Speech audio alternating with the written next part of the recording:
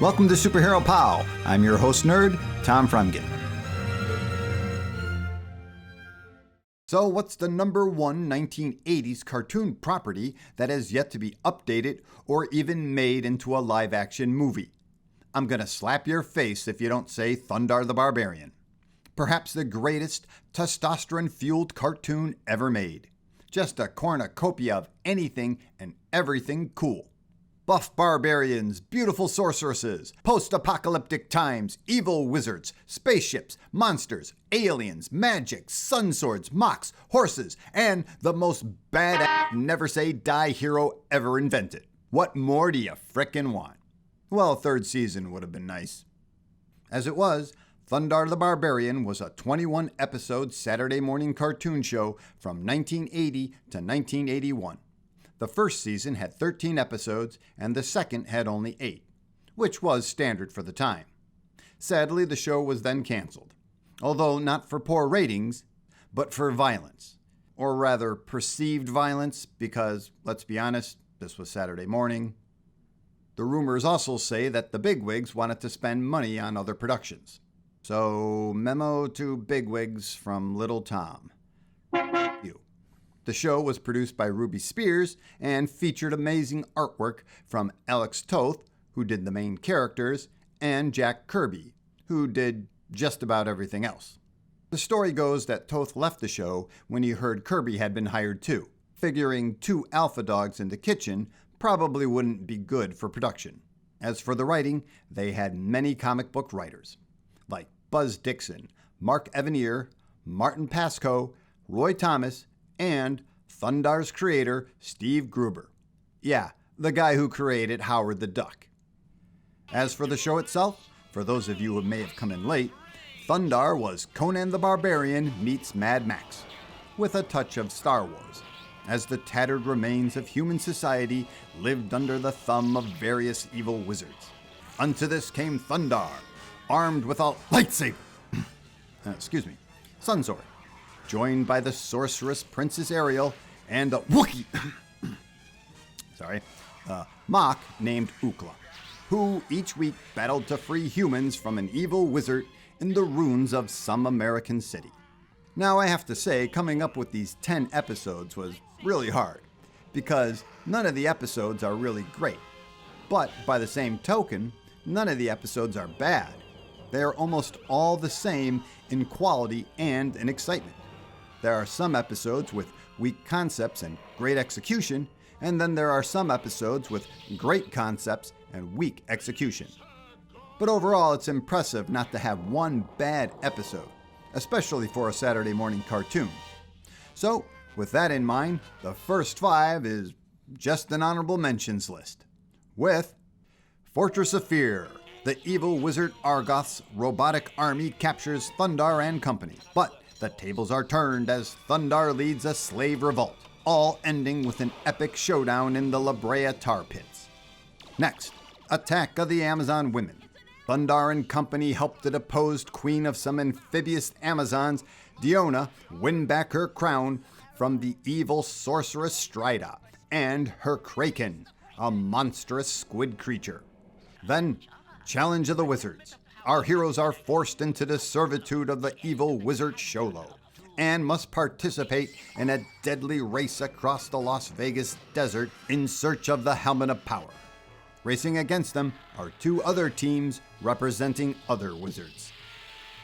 Next, Raiders of the Abyss.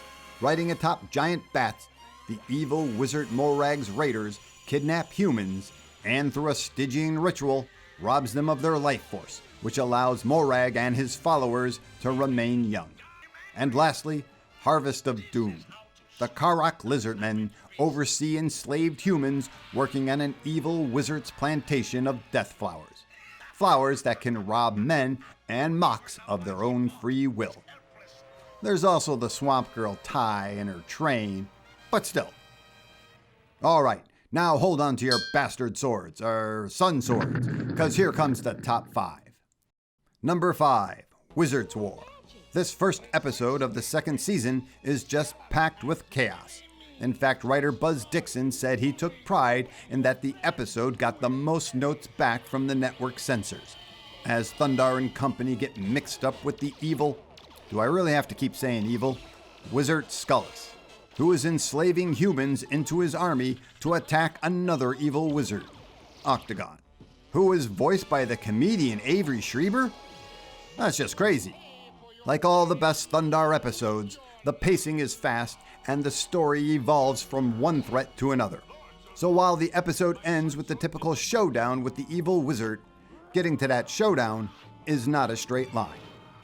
Number 4, Prophecy of Peril. The final episode of the series has the biggest plot. The evil wizard Vashtar steals the Crystal of Prophecy to learn how to prevent his own downfall. Unfortunately for him, Thundar and company hear the prophecy as well. So all 4 seek out the 3 women foretold to bring about his downfall. Maya, an ancient sorceress, Sindra, a barbarian, and Valerie Storm, a fashion model from the 1980s. Yes, there's time travel in this episode too. And again, like any good episode, there's just so much going on. Nearly all of these episodes could have been an hour long, or heck, even a movie by themselves. There's just so much to explore in these plots. 3. Battle of the Barbarians. As the evil wizard Kublai, while searching for the golden scepter of Yangtze, an object that could destroy him, is hounded by Thundar. Kublai decides that it is best to fight fire with fire, so he hires another barbarian, Zogar, to battle Thundar. In round 1, Zogar fails to destroy Thundar, because nobody said kill back then. So Kublai gives Zogar a magical trident, equal to the Sun Sword, or so they both hope. This is just one of those great episodes where the hero has to deal with his opposite number. Magic weapon versus magic weapon, and all. Number 2, The Brotherhood of Night. This first season episode is perhaps the best written episode, as like all the great episodes, the threats keep changing. First, Thundar and company square off against a pack of werewolves led by Zivan, who are preying upon a village of humans trying to make their pack bigger.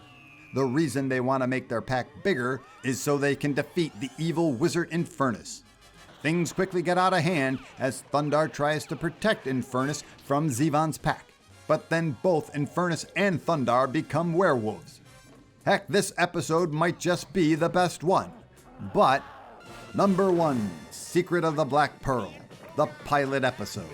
And it's hard not to make this one the number 1 episode because it just lays out the whole premise of Thundar beautifully, and arguably has the best villain, the good-face, bad-face wizard Gemini, who is the only villain to have a second appearance. It starts with humans being terrorized by evil rat men looking for the Black Pearl, yet another magical object said to be able to destroy a wizard. With the rat men defeated, Thundar must take on their master, the evil wizard Gemini, and his army of robotic knights. And the final showdown features the Statue of Liberty coming to life. Again, what more do you want? Because while this might not be the best episode on a technical level, it is the best Thundar the Barbarian episode. Now, as a footnote, I'll mention The Last Train to Doomsday. This second season episode features the revenge of Gemini. Alas, the annoying Ty and her train show up as well, but still. Anyway, there you are, the top 10 episodes of Thundar the Barbarian. What did you think of our list? Which episode would you put as number 1? Make sure to let us know below. And thanks for spending time with me. And of course, if you could find it in your heart to like, subscribe, and notify, I won't have to cut it out and sacrifice it to an evil wizard. I think that's what they're into. Must be.